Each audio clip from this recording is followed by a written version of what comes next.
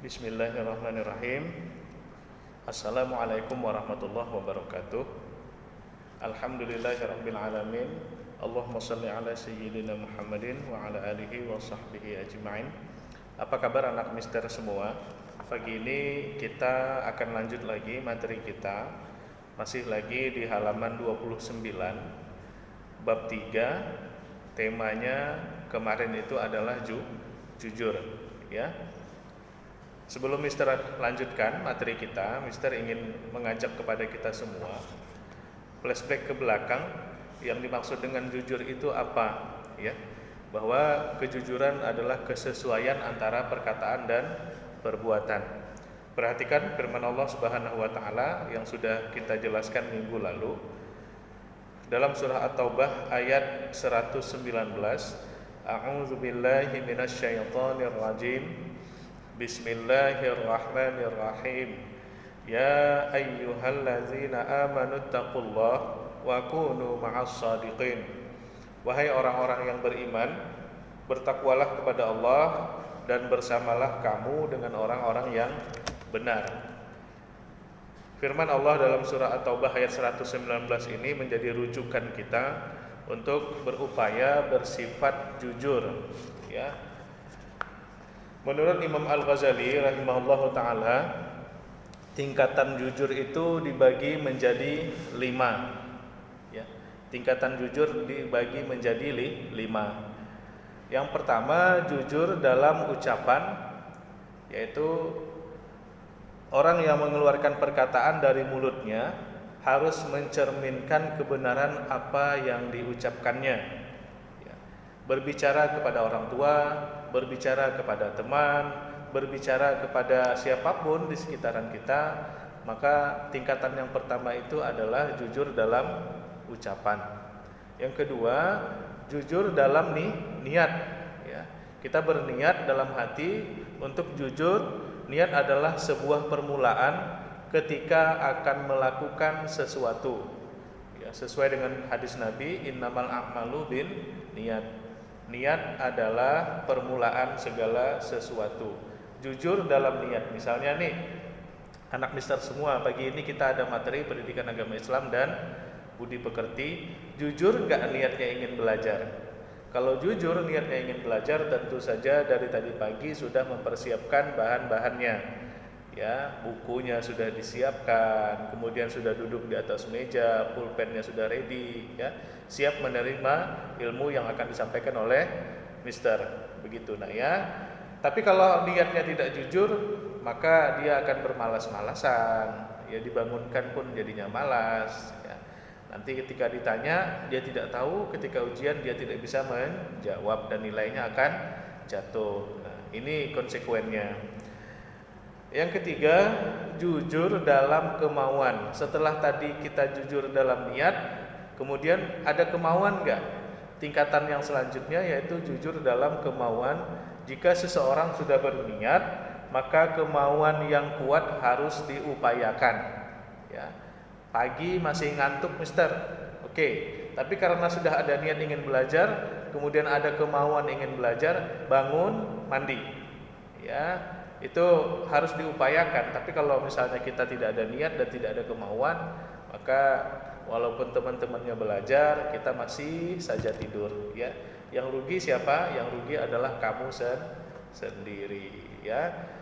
Kemudian yang keempat, jujur dalam menepati janji. Kamu pernah berjanji? Pasti pernah, ya. Mister pernah berjanji juga pernah. Mister meyakini semua orang pernah berjanji. Namun permasalahannya tidak semua orang mampu menepati janji. Maka dari itu kita sebagai orang Islam dituntut untuk menepati janji sesuai apa yang sudah kita janjikan. Misalnya begini, kita berjanji kepada orang tua kita, ayah, ibu, saya berjanji mulai besok saya akan bangun subuh dan melaksanakan sholat subuh. Setelahnya saya nggak tidur lagi, saya siap-siap mau belajar. Tepati janji itu, ya. Tepati janji itu. Nah, itu yang dimaksud dengan jujur dalam menepati janji. Paham ya anak mister ya? Yang kelima, jujur dalam perbuatan ini adalah jujur yang paling tinggi tingkatannya. Jujur dalam perbuatan adalah gabungan dari jujur dalam ucapan, jujur dalam niat, jujur dalam kemauan, jujur dalam menepati janji. Yang kelima, jujur dalam perbuatan ini adalah kejujuran yang paling tinggi tingkatnya ya. Kejujuran dalam perbuatan ini adalah rangkaian dari semua kejujuran itu. Kita berbuat jujur terhadap diri kita sendiri ya. Bagaimana caranya berbuat jujur terhadap diri kita sendiri? Misalnya kalau kita lapar, kita makan yang halal. Kalau kita haus, kita minum yang haram, minum yang halal, jangan minum yang haram. Ini jujur terhadap diri sendiri ya dalam perbuatan. Contoh lagi, beberapa bulan ke depan kita akan melaksanakan puasa Ramadan. Mampukah anak mister semua jujur dalam perbuatan? Ya, puasa dengan bersungguh-sungguh puasa, tidak tidak merusak puasa itu dengan kebohongan-kebohongan. Walaupun di rumah kita sendirian, walaupun di kamar kita sendirian, ada air putih, ada air, ada kulkas segala macam, kita tidak mau berbuat tidak jujur, tidak mau minum walaupun tidak ada yang ngelihat, tidak mau makan walaupun tidak ada yang ngelihat sampai waktunya berbuka. Nah, inilah jujur dalam perbuatan adalah kejujuran yang paling tinggi tingkatannya. Ya anak mister semua ya, paham ya? Firman Allah yang mister bacakan tadi, ya ayyuhallazina amanu taqullaha wa kunu ma'as shadiqin. Wahai orang-orang yang beriman, bertakwalah kepada Allah dan bersamalah kamu dengan orang-orang yang benar. Ya, ini firman Allah Ta'ala ini menjadi rujukan kita untuk bersifat jujur dalam kehidupan sehari-hari. Agar sifat jujur kita itu terus tertanam dalam diri kita, maka kita dianjurkan untuk berkawan, berteman kepada orang yang jujur pula. Ya, paham anak mister semua? Sebagai kesimpulan, sifat jujur adalah sifat yang harus dimiliki oleh setiap orang Islam. Ya, kalau dia tidak bersifat jujur, maka akan susah kehidupannya, tidak dipercaya oleh orang lain. Apalagi dia tidak jujur terhadap dirinya sendiri, mestilah dia tidak jujur juga kepada orang lain. Ya. Adapun tingkat kejujuran ada 5. Yang pertama jujur dalam ucapan, yang kedua jujur dalam niat, yang ketiga jujur dalam kemauan, yang keempat jujur dalam menepati janji, yang kelima jujur dalam perbuatan. Jujur dalam perbuatan ini adalah tingkatan jujur yang paling tinggi. Ya, baik.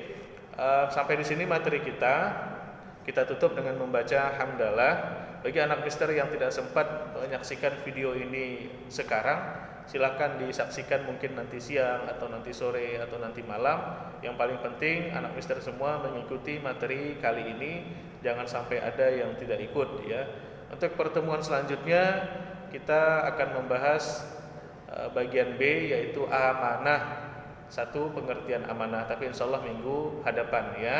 Sampai di sini pembelajaran kita tutup dengan membaca hamdalah. Alhamdulillahirabbil alamin. Assalamualaikum warahmatullahi wabarakatuh.